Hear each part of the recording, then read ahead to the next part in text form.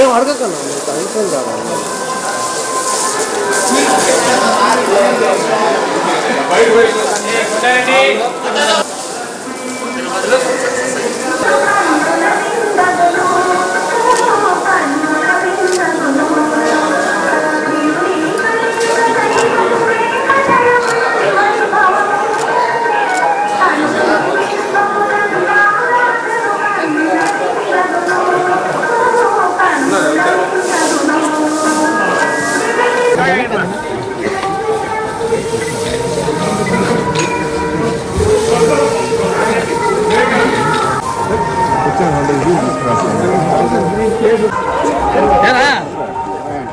ఈరోజు కోయిల్ అల్వార్ తిరుమంజనం ఆలయ శుద్ధి సందర్భంగా ఈరోజు నాతో పాటు మా బోర్డు సభ్యులు అదేవిధంగా అధికారులు అందరూ కూడా ఈరోజు ఈ కార్యక్రమంలో పాల్గొనడం జరిగింది.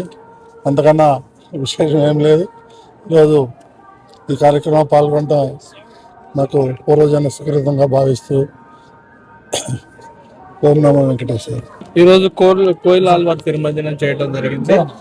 మీ అందరికీ తెలుసు, ప్రతి సంవత్సరం 4 సార్లు కోయిల్ అల్వార్ తిరుమంజనం చేయడం జరుగుతుంది. బ్రహ్మోత్సవాలకు ముందు, వైకుంఠ ఏకాదశికి ముందు, అలానే ఉగాదికి ముందు, అలానే ఆనివారి ఆస్థానానికి కూడా చేయటం జరుగుతుంది.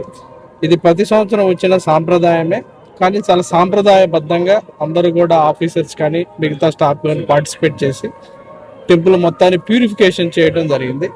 కోయిల్ ఆల్వార్ తిరుమంజనం అంటేనే, కోయిల్ అంటేనే టెంపుల్, ఆల్వార్ అంటే డివోటీ, అండ్ తిరుమంజనం అంటే ప్యూరిఫికేషన్. సో ఇవన్నీ కూడా మనం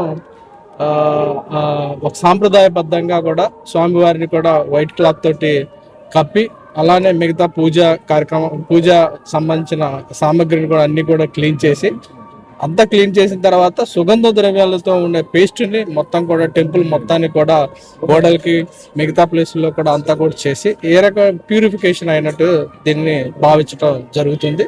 ఓం నమో వెంకటేశాయ.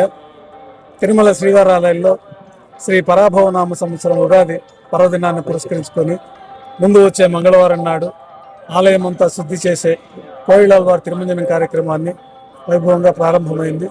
గర్భాలయంలో మూలమూర్తికి ఆచ్ఛాదనగా వస్త్రాన్ని చుట్టి పైన పురాణాలు గోడలకు ఉండే మసినంతా తొలగించి పరిమళం అనే పవిత్రమైన ద్రవ్యాన్ని మేళతాళాలతో ఊరేగింపుగా తీసుకొచ్చి గర్భాలయం గోడలకంతా లేపనం చేయడం, ఇతర ఉపాలయాల్లో అంతా కూడా శుద్ధి గావించి ఈ పరిమళ ద్రవ్యాన్ని లేపనం చేయడం ఇత్యాది కార్యక్రమాలతోటి ఈ కోయిల్ అల్వార్ తిరుమంజనం ఆలయం అంతా శుద్ధి చేసే కార్యక్రమం ప్రారంభమైంది. ఈ ఉగాది పర్వదినం రోజున స్వామివారికి విశేషంగా వజ్రాభరణాలతో అలంకరణ జరపబడి ఉన్నది.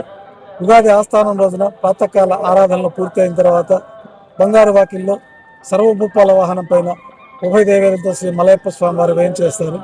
వారికి విశేషంగా వజ్రాది ఆభరణాలతో అలంకరణ జరిపి పంచముఖాల కొలువు ఇత్యాది కార్యక్రమాలు నిర్వహించబడుతుంది.